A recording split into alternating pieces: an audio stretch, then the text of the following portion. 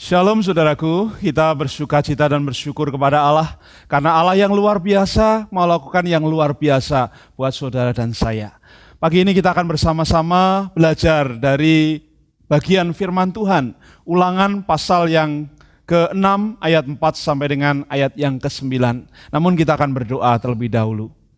Allah kami yang Maha Kasih, kami siapkan hati kami sebagai tanah-tanah yang subur, tanah-tanah yang siap Engkau taburi dengan benih firman-Mu. Tuhan berbicaralah Tuhan, Tuhan berkatalah Tuhan, kami siapkan hati kami. Dan Allah berbicara leluasa melalui apa yang bisa kami lihat, kami dengar, kami nikmati. Karena kami percaya kuasa otoritas dari tempat yang maha tinggi yang akan bawa kami menikmati anugerah demi anugerah, kasih demi kasih, dan kemuliaan demi kemuliaan. Di dalam nama Tuhan Yesus Kristus, kami serahkan doa dan permohonan kami. Haleluya, amin.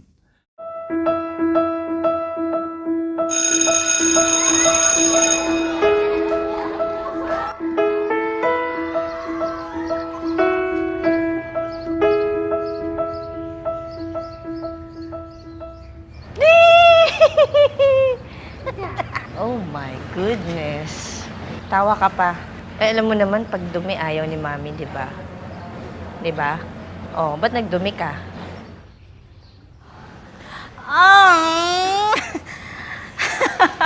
Ano nangyari sa'yo? Saan ka galing? Ano na naman? Saan ka na naman naglaro?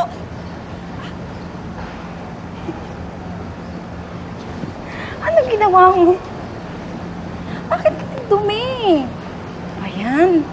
Ang dumi-dumi. Kung maglaban niya na. Oh my God.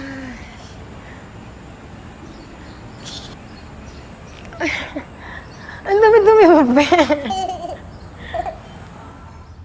Gusto ko talaga makita siyang malinis. Every time. Ayoko may masabing hindi maganda sa anak ko kasi masakit yun sa akin bilang ina.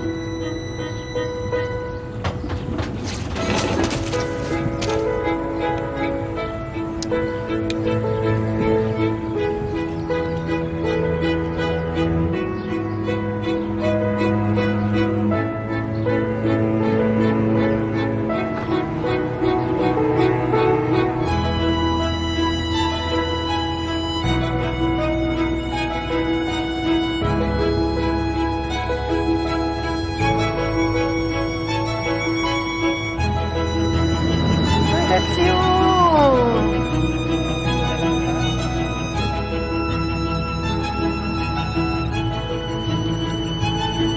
Can I help you?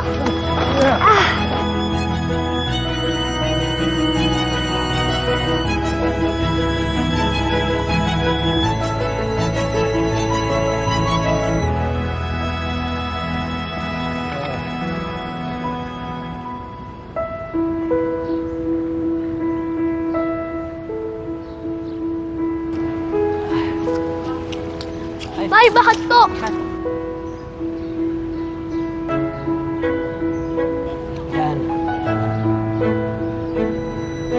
Galing-galing naman.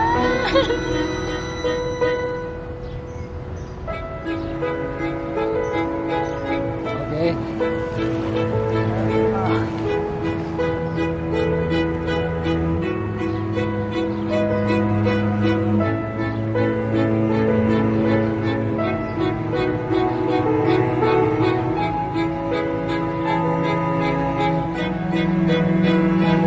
Ano ba yan sasabihin ng mami mo?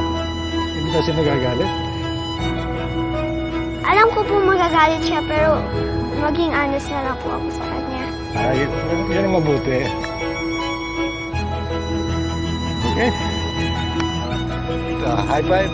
Oh, okay. Salamat ha. Salamat po. Bye-bye.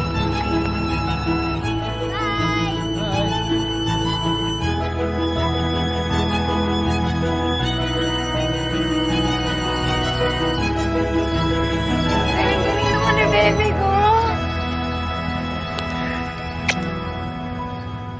super happy ako na sobrang proud talaga. Kasi hindi ko in-expect na ganito.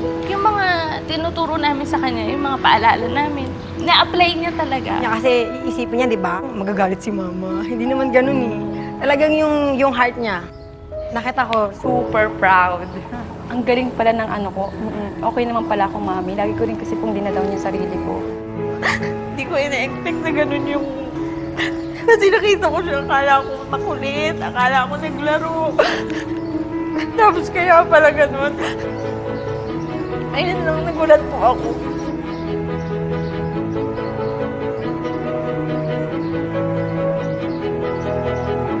Hello po. Sige po. Ba't ka umiyak? Kasi kala ko nagkulit ka doon. Ayun naman pala, nag-help ka naman pala kay Lolo.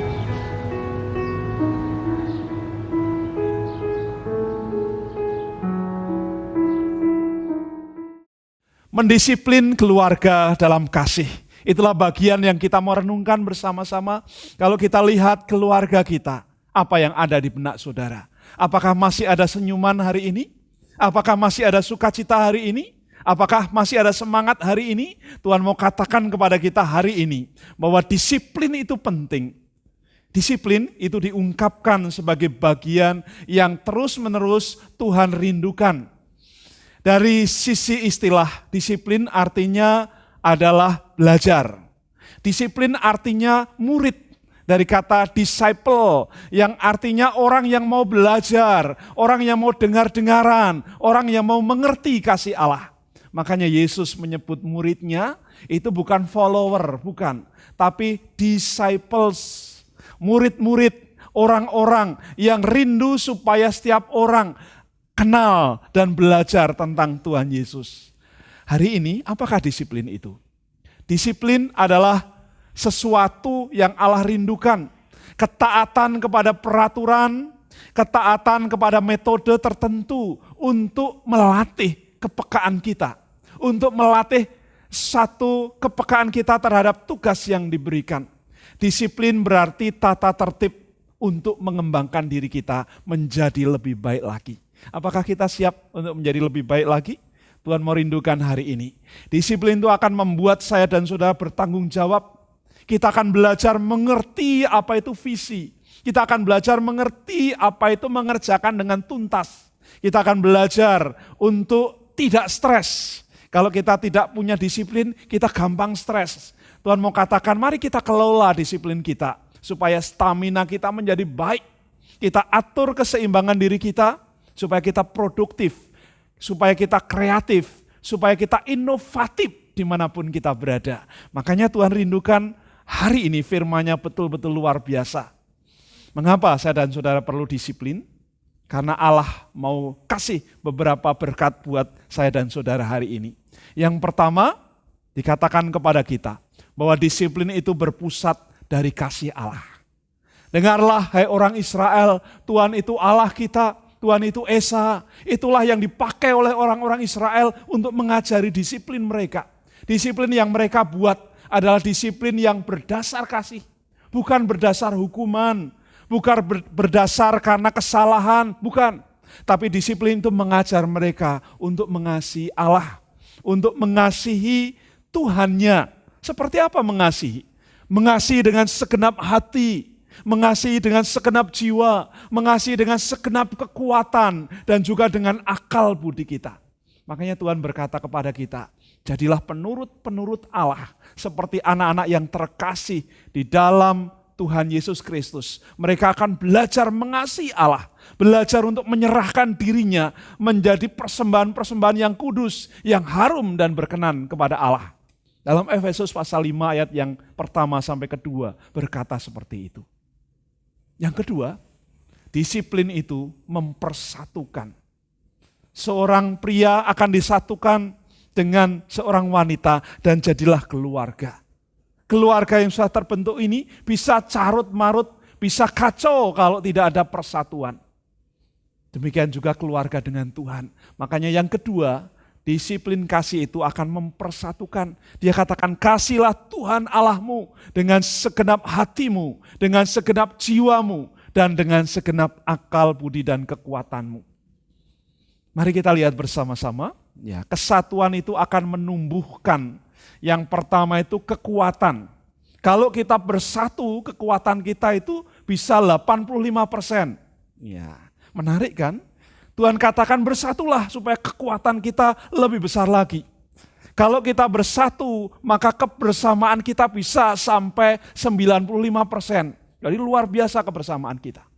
Kalau kita bersatu, identitas kita akan naik jadi 92%. Dan kalau kita bersatu, pelayanan kita akan naik sampai 83%. Luar biasa. Persatuan itu membawa semangat yang besar. Persatuan itu akan membuat kita makin maju.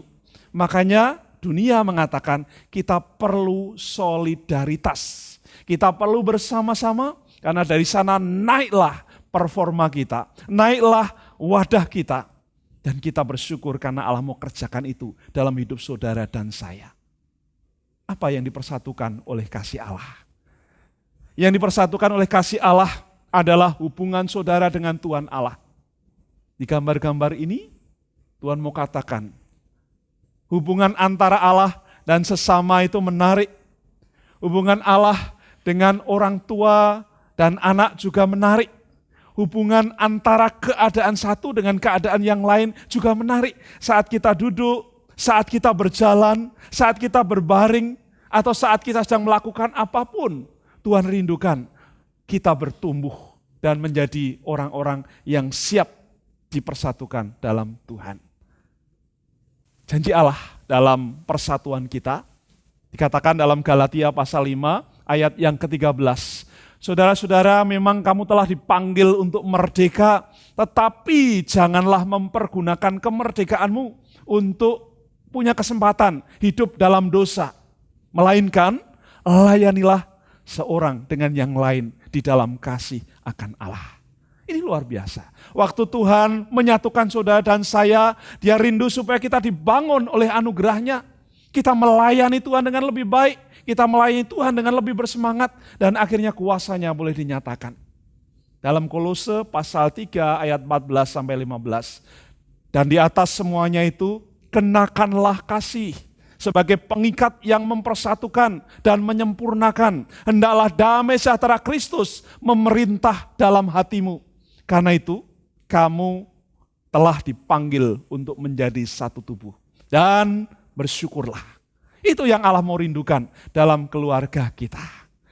Yang ketiga, Tuhan mau berkata kepada kita sekalian, disiplin itu diajarkan dalam kasih. Pada Ulangan pasal yang ke-6, ayat yang ke-4 sampai dengan ayat yang ke-9 mengatakan, apa yang telah kuperintahkan pada hari ini, haruslah kamu ajarkan kepada anak cucumu. Haruslah engkau membicarakannya, haruslah engkau memberikan pelajaran pada saat engkau mengadakan perjalanan, pada saat engkau duduk, pada saat engkau berbaring, atau pada saat engkau bangun. Dan haruslah engkau menuliskannya di ambang tiang pintu rumahmu dan menjadi lambang di dahimu. Ini menarik, karena disiplin dalam kasih itu harus diajarkan. Anak-anak cucu-cucu kita, mereka adalah orang-orang yang siap meneruskan apa yang Allah sudah berikan kepada kita.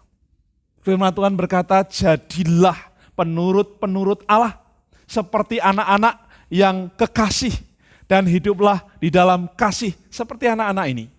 Mereka mengasihi Kristus sebagaimana Kristus mengasihi mereka yang sudah menyerahkan dirinya dan hidup sebagai persembahan yang kudus, harum dan berkenan kepada Allah. Hendaklah perkataan Kristus diam dengan segala kekayaannya, dan kamu akan berkata-kata, mengajar, menegur yang seorang akan yang lain, sambil menyanyikan puji-pujian, mazmur dan nyanyian rohani. Kamu mengucap syukur kepada Tuhan, bersukacita, rejoice always. Dan Tuhan katakan, dan dalam segalanya kamu lakukan dengan perkataan atau perbuatan, lakukanlah itu di dalam nama Tuhan Yesus sambil mengucap syukur kepada Allah Bapa kita. Saudara sekalian yang saya kasih, Tuhan rindu setiap orang percaya. Mari kita disiplin diri kita yang berpusat kepada Tuhan Yesus, yang bertujuan untuk mempersatukan dan perlu kita ajarkan di dalam kasih ilahi. Kiranya firman Tuhan ini boleh jadi berkat buat kita sekalian. Ada satu statement yang kita boleh nikmati sama-sama di sana buat kita. Mari kita bersama-sama menyerahkannya sebagai komitmen kita kepada Tuhan Allah. Kita berdoa bersama-sama. Tuhan Allah kami yang Maha Kasih, kami mengucap syukur kalau hari ini Engkau sudah menolong kami untuk menikmati janji Allah, menikmati anugerah Allah, supaya kami menjadi keluarga-keluarga yang makin berkenan kepada Engkau. Di dalam segala keadaan kami mengandalkan Tuhan, Allah yang adalah sumber dari segalanya. Kami minta Engkau menjadi kepala rumah tangga kami, menyatukan kami sekalian, sehingga bergerak dari satu keadaan kepada keadaan, dari satu anugerah kepada anugerah, dari satu karunia kepada karunia, sampai akhirnya Tuhan menjemput kami. Terima kasih ya Tuhan untuk kesempatan hari ini. Kami mau serahkan firman-Mu ini hanya di dalam nama Tuhan Yesus Kristus yang menjadi Tuhan dan Juru Selamat kami. Haleluya. Amin.